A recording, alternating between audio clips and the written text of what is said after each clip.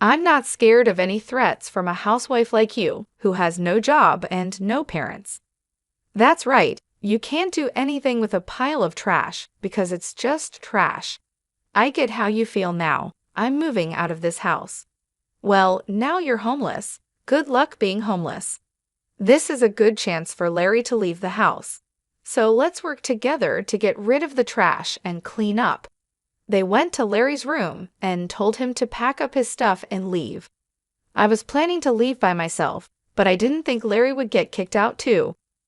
My name is Lauren. I'm 29 years old, and I'm a housewife. I recently married a man named David. He's 33 years old, 4 years older than me. At first, I thought he was mature and calm like an older man. Since he often talked about his mother, I thought he was a good man who cared about his family. But after we got married, I saw my husband's true personality. On our wedding day, my mother-in-law was very nice to me, and I thought we would have a very happy marriage. My husband asked me to live with his mother after we got married because my father-in-law had passed away a few years ago. He said he wanted to stay close to his mom. I thought my mother-in-law was trustworthy, so I agreed to move in with her. But as soon as we got married, both my mother-in-law and my husband changed. They would say, "Hey Lauren, hurry up and bring me tea," and clean the bathroom and toilet quickly. My mother-in-law would shout at me and give me orders like that. Maybe she wants to scare me, or it's just because of her age. She would call me loudly and make me do all sorts of chores. The biggest surprise was finding out about my roommate, whom no one had told me about, when I woke up the other day. I was surprised to find a man I didn't know in the kitchen. I froze, wondering who he was. He noticed me and said, "I'm Larry, David's younger brother." He introduced himself. I had never been told that David had a brother, let alone a roommate, so that was a shock. Larry is 30 years old, the same age as me. I went to my mother-in-law and asked her to introduce me to my brother-in-law.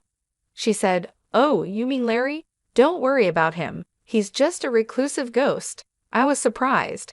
How could she not care about her own son? She called him a ghost and said she was happy with just David. She said Larry was just a useless hermit who only went out for shopping and stayed home the rest of the time. I was shocked by her words. I felt disappointed in my mother-in-law and couldn't believe how much she had changed since we got married. It was sad to see her discriminate against her own son. I am an only child and have no siblings, so I couldn't compare. I would be shocked if my own mother said such things about me or ignored me. My parents are already dead, and I envy families that are alive and together. I hoped that at least parents and children could get along. I asked my husband about Larry when he got home from work. I thought maybe brothers could get along, but my husband was cold. He said, "Leave him alone. Just pretend he doesn't exist. He won't harm you." He said it dismissively, as if he had forgotten to mention it. I was disillusioned by how he called his own brother heir. My husband had no family memories or anything. He was just a mama's boy. I finished my chores for the day and went upstairs, feeling regret about my marriage. Then I bumped into Larry, who was just going to the bathroom. "You married my brother, didn't you?" Larry said to me. "Yeah, what's wrong?" I replied, "I'm sorry, it's nothing. But I won't say anything bad. You'd better get out of here." "What?" I asked, confused. "I'm sorry, but you should get a divorce," he said. I was a little offended and confused. I was shocked at how my husband and mother-in-law acted. I married my husband because I loved him. It's unbelievable that Larry would ask me to end our marriage after just one day. "It's none of your business. I can handle it," I said. "I'm a competitive person." "I'm sorry about that," said Larry. "I'm also sorry for my outburst," he added, bowing his head. I thought he was acting strange. Until a little while ago, I thought I understood why my mother-in-law, and I felt uneasy about the rules. He apologized so politely that I'm not sure if he really meant it. Maybe he was just trying to be nice and warn me. As I was thinking about that, Larry said, "Excuse me," and went into his room. My mother-in-law and husband say my brother-in-law is a strange recluse, but to me, he seems like a decent person who deserves respect. The next day, while I was putting breakfast on the table, Larry came down to get a drink. I said, "Good morning, Larry. Why don't you join us for breakfast?" "Good morning, Lauren. Thank you for asking," Larry replied, glancing at his mother. "I'm not eating breakfast with him." "Just get the breakfast done," she yelled at me. "It's okay," Larry said quickly and went back to his room. I wanted to apologize for my strong words yesterday, but I couldn't do it. Hey, all you have to do is housework. Don't do anything unnecessary, okay? My mother-in-law gave me a fierce glare. I was stunned by her harsh attitude. Even though I was the bride, I didn't expect this kind of treatment, and my husband's behavior toward me changed drastically. "What the heck? Today's menu is curry. You should have told me before lunch. I had curry for lunch too," he shouted. "How is that my fault? Why didn't he call me and tell me he had curry for lunch and wanted something else?" I kept my mouth shut. He continued to yell at me. "Hey, you're not apologizing. Who do you think you are? You're here to do the housework. Make sure you understand that." I was shocked and stayed silent. David didn't love me. He just wanted a housekeeper. It's terrible. How could he be so cruel with such a calm voice? They didn't care about me. They just wanted to make themselves comfortable. They were using me.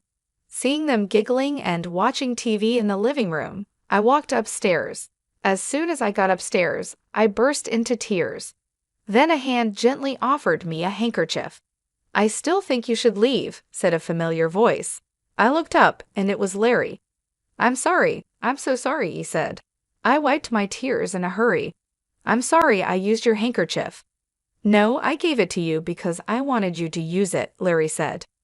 I heard what my brother and mother said. "I knew it. They're the worst," he continued. When Larry said that, I asked him what he meant by "I knew it." Larry said he had been in a similar situation before.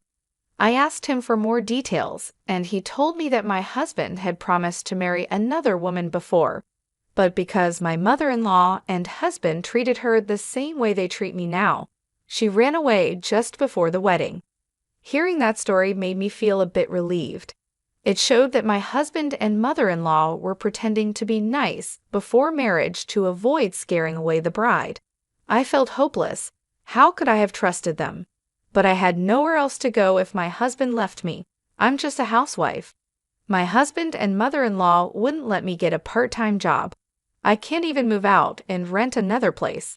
I didn't know what to do. All I could do was cry.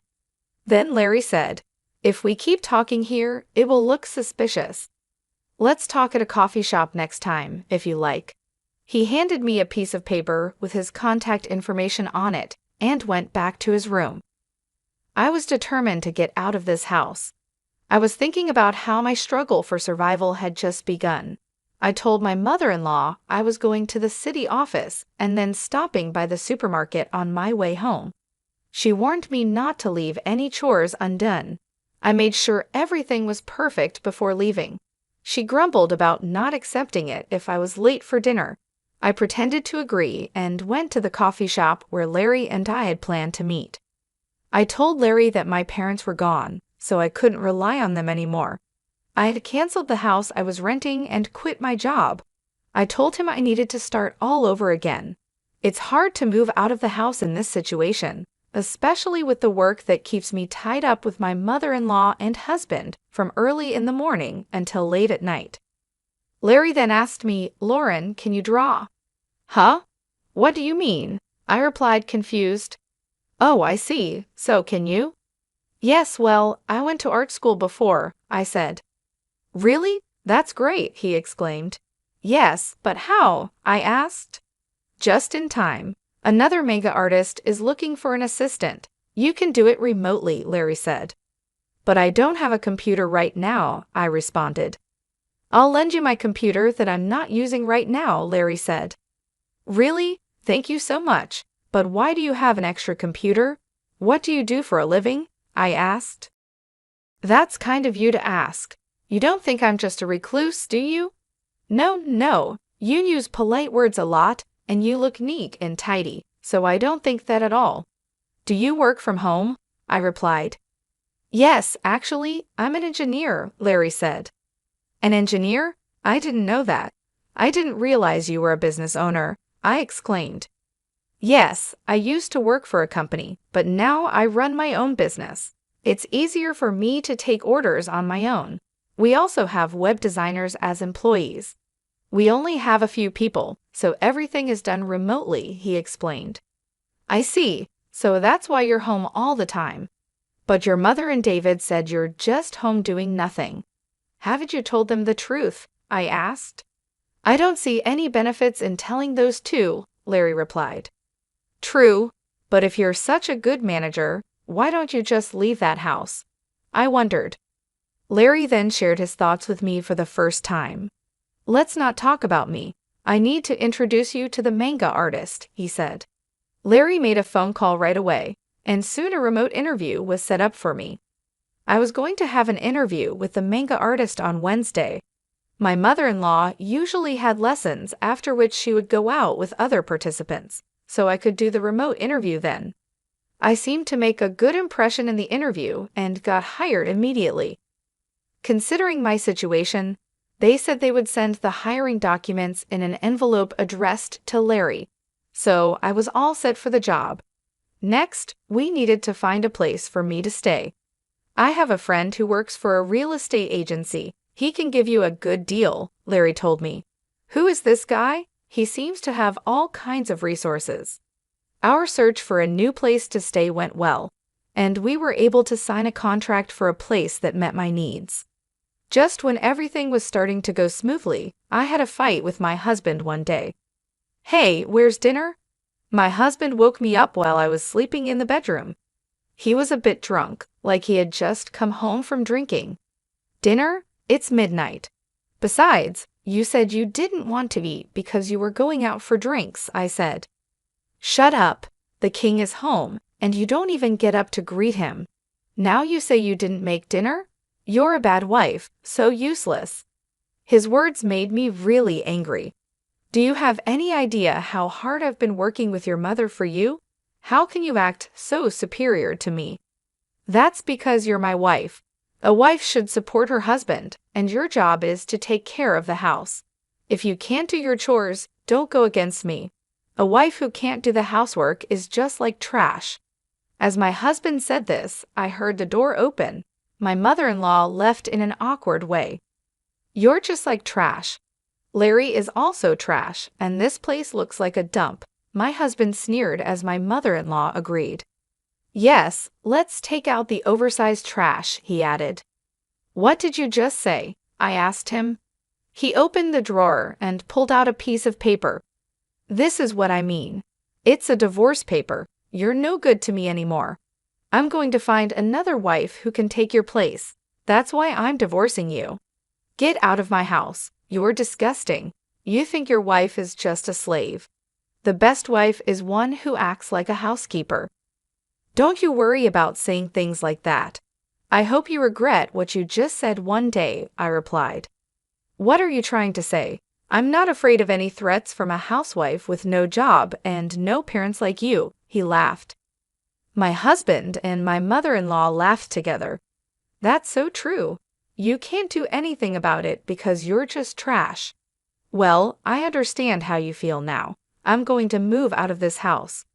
I said that and signed the divorce papers. Then I left. I put the divorce papers in my bag and started to pack my stuff. My mother-in-law and husband watched me with grins on their faces. Now you're homeless. What on earth are you going to do now?